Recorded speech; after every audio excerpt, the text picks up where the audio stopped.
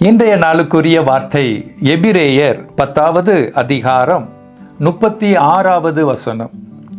நீங்கள் தேவனுடைய சித்தத்தின்படி செய்து வாக்குத்தத்தம் பண்ணப்பட்டதை பெறும்படிக்கு பொறுமை உங்களுக்கு வேண்டியதாக இருக்கிறது.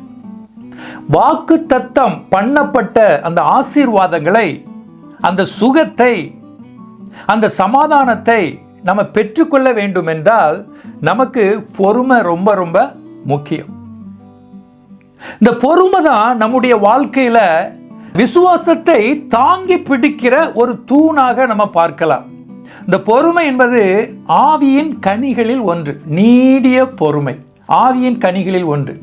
இந்த கனி நம்முடைய வாழ்க்கையில செயல்படும் பொழுது நமக்குள்ளாக இருக்கிற அந்த விசுவாசத்தை அது தாங்கி பிடிக்கிறது. என் ஆண்டவர் இந்த ஆசீர்வாதத்தை செய்வார் என்று நான் விசுவாசிக்கிறேன் என்றால் எனக்குள்ளாக அந்த பொறுமை ரொம்ப முக்கியம். என் ஆண்டவர் எனக்கு ஒரு வாக்குத்தத்தம் செய்திருக்கிறார், அதை நான் பெற்றுக்கொள்வேன். அதை நான் பெற்றுக்கொள்கிற வரைக்கும் நான் பொறுமையோடு இருக்கும் பொழுது அந்த விசுவாசம் எனக்குள்ளாக கிரியை செய்ய தொடங்குகிறது. அநேகருடைய வாழ்க்கையில விசுவாசத்தை இழந்து போய் ஆசீர்வாதத்தை பெறுவதற்கு தடையாக இருக்கிறது என்னவென்றால் அவருடைய வாழ்க்கையில அவர்கள் பொறுமையை இழந்து போய்விடுகிறார்கள். இன்னும் எத்தனை காலத்துக்கு தான் நான் காத்து கொண்டு இருப்பது? நான் நிறைய நேரம் ஜெபித்து பார்த்து விட்டேன், எனக்கு இன்னும் நான் நினைத்த காரியங்கள் எனக்கு கிடைக்கவில்லை. எனக்கு வாக்குத்தத்தம் கொடுத்துட்டார், ஆனால் அந்த வாக்குத்தத்தம் செய்த காரியம் இன்னும் என்னுடைய மாமிச கண்கள் பார்க்கவில்லை. இப்படியாக நம்முடைய வாழ்க்கையில நம்ம பொறுமை இழந்ததினால் விசுவாசத்தை இழந்து நம்முடைய ஆசீர்வாதங்களை பெற்றுக்கொள்ள முடியாமல் நாம் போய்விடுகிறோம். ஆண்டவர் ஒரு காரியத்தை நமக்கு வாக்குத்தத்தம் செய்தார் என்றால் உடனே வந்து நமக்கு கொடுத்து விட மாட்டார். அதற்கென்று ஒரு காலத்தை அவர் குறித்து வைத்திருப்பார்.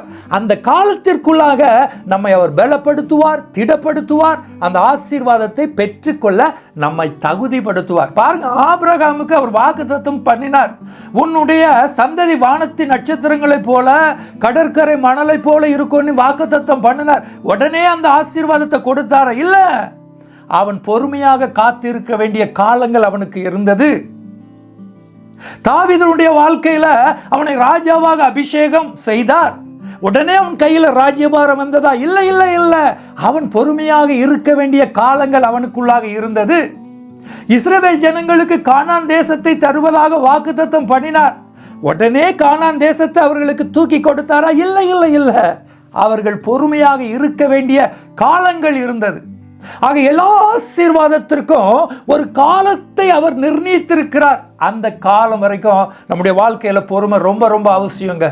இந்த பொறுமை நம்முடைய வாழ்க்கையில இருக்கும் பொழுது அந்த விசுவாசத்தை தாங்கி பிடிக்கிறது. என் ஆண்டவர் நிச்சயமாக செய்வார். இந்த விசுவாசம் எனக்குள்ளாக இருந்ததுன்னா நிச்சயமாக ஆவியின் கனியாக அந்த பொறுமை எனக்குள்ளாக கிரியை செய்ய வேண்டும்.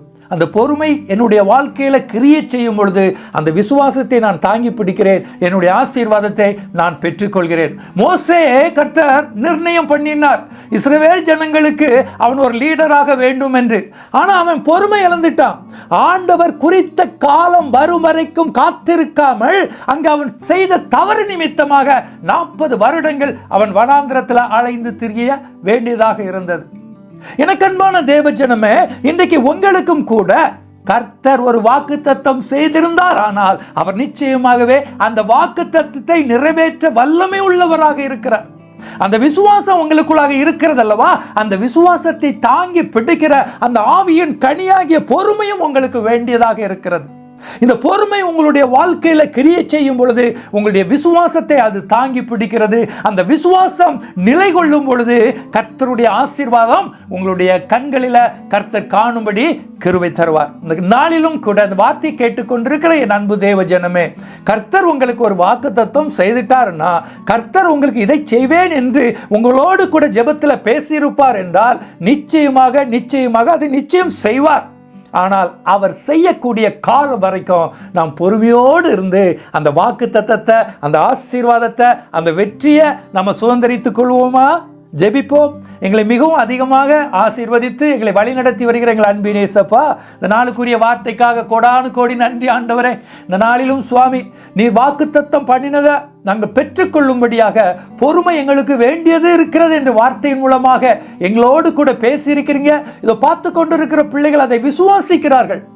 என் இயேசப்பா எனக்கு ஒரு காரியத்தை தருவேன் என்று சொன்னார், அதை நிச்சயமாகவே தருவார். அந்த காலம் வரைக்கும் நான் பொறுமையோடு இருப்பேன். நான் பொறுமையோடு இருந்து என் விசுவாசத்தை காத்துக்கொள்வேன்.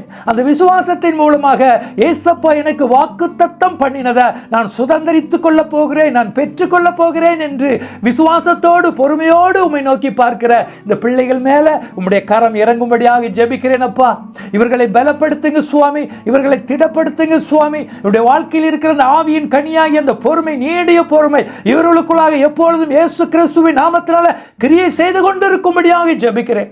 அப்படியே நீர் இவர்களை பலப்படுத்துவதற்காக உமக்கு கோடானு கோடி ஸ்தோத்திரம்.